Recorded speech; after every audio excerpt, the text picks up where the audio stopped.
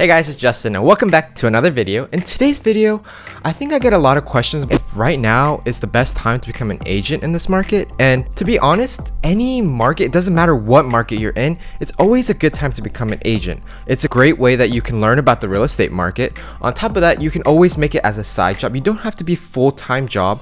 And also, you're also helping people who are in need. So it's always a great job to always have. Now, let's talk about why it may be hard to become an agent right now, because I think a lot of people are worried about the market and everything, and what you can do to go against the odds and become a great agent, and if it's the right decision to become an agent. So firstly, I want to clarify, it really does not matter what market it is. It could be a seller's market, a buyer's market, it could be a cold market, it could be a hot market. It really doesn't matter. I think a lot of the questions that I get is, hey Justin, I'm so iffy about the market right now. Like I'm afraid it's gonna crash. Are we in a bubble? This and that. And my answer to you guys is gonna be, it really doesn't matter what market you are and what statistics says, because you can always go against the odds. You know, that 1%, that 2% could be you. So it does not matter about the market. I want to clarify that. Now let's talk about why it may be hard to become an agent right now in this market. The first thing that I want to talk to you guys about the high demand of homes and the record low supply of homes. There are not enough homes, and there are a lot of people who are looking for homes because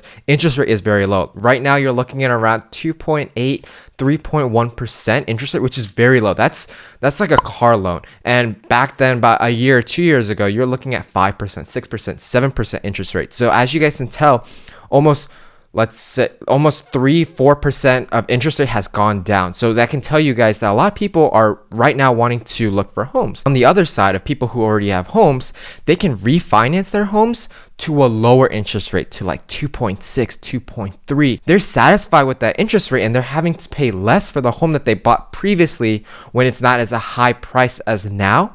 And they're okay with staying in that home, which is why there's a lot of competition, because no one wants to sell their home while a lot of people want homes right now. So as you guys can see, there's going to be a lot of competition. Let's go into statistics. I'll show you guys my screen and we'll see what's going on in Georgia's market specifically. All right, guys, this is my FMLS, which is basically the MLS of Georgia. And this is the entire FMLS of Georgia. Remember guys, this depends on pretty much every single state, but statistic wise, it's pretty much going to be the same. Like every single market, it's pretty much the same. Now, as you guys can see, 2020, starting at January 2020, this was before COVID hit, you're looking at a median sale price of $248,000. But as of 2020 hit of January, it went up to $290,000 and is still continuing to rise to $315,000 as a median price home. And this is pretty much true because every home that I've showed clients has been over 320, 315. You really can't get into a home that's less than 200 unless it's a fixer-upper or something's wrong with it, you need to renovate it or stuff like that. It has become a market where you won't even get into a home in the 200s these days. You'll have to get in a home that's 300 plus. So the people who got qualified for 250, 270 can afford homes. So it's becoming harder for people to even buy homes these days for the people who are in the middle class or in the low class income. Let's look at the homes for sale. As you guys can see, in January of 2020, homes for sale, there are around 21,000 homes that were for sale in the whole entire FMLS of Georgia. But as of 2020, as you guys can see, it's down to 10,000 homes. So you guys are looking at almost 50% of less homes for sale. You're looking at almost half of the whole market gone. And so you guys can see, let's see the days on market. As you guys can see, on 2020 of January, you're looking at 36 days, median days that were on the market before it was sold.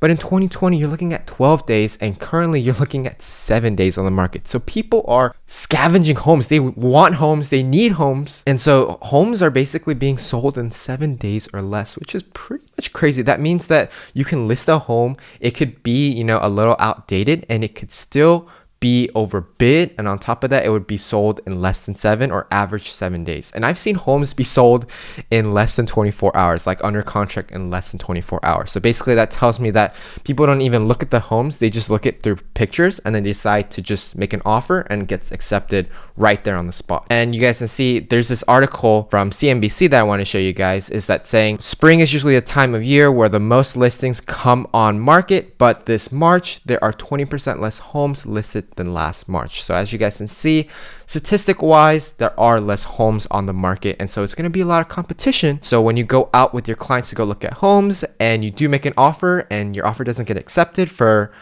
like a month, they're going to blame it on you and tell you that you're a bad agent and that your reputation is really big in the real estate market, and then they're not going to refer any other clients to you, basically. So it might take a toll on you if you do decide to become a real estate agent in this very competitive market. Now, let's talk about the second reason. And the second reason is that you'll be having to deal with more listings of homes than you trying to buy homes for other people. Now, usually when you get started in the real estate market, usually a lot of brokers and a lot of people who start off buying homes for other clients. So basically, you would show clients homes and then you'd basically do a buyer's contract and then you would sell that home to your client so they have a home to live. But currently, there are not a lot of homes out there for people to buy. So you're going to have to deal with a lot of listings these days because you're going to have to find people who want to list their homes, and you're going to have to want to list their home. That way you can find a potential buyer to buy that home. Now, this is going to be a little difficult because when you start off listing homes, think about it. If you want to list someone's home, let's say you want to list your own home with an agent, right? You want to know their reputation. You know, how many homes they sold? Are they a good agent? Are they a bad agent? What are their marketing skills? How are you going to leverage than other agents to get my house sold? And those are things that they're going to ask you. And you have to be better than every other single agent out there. And if you can't describe yourself as becoming the best agent than other people, you're going to lose that listing. You're not going to be able to make a commission check. So it may be harder than trying to buy homes, because when you're buying homes for clients, all you have to do is basically put a showing. And if the client likes the home, then basically all you have to do is sign a contract, make sure everything goes good, make sure you're in due diligence, you explain to them, the legal stuff and everything, make sure that the home is perfectly fine and that your client enjoys the home, and then there you go. After you have all the paperwork and the loan application, everything is approved, your client has a home and they're happy. But now you're having to deal with listings where people are going to look at you as, can I trust you? What reputation do you have compared to other agents? How come I won't go with this agent but with you? What skill sets do you have better than the other person that I'm going to contact? So those are things that you're going to have to deal with, and it will be more competitive because more agents that are higher up than you will get more listings than you. So you have to get in front of more people, and you'll have to get used to people rejecting you. And I think that's the first thing that I really hated about real estate, is being rejected millions of times. So in this market, you're going to have to get rejected a lot of times, but somebody might like you that wants to sell their home. So from there, you might get one listing, and then you might get a reputation from there, and you might build up.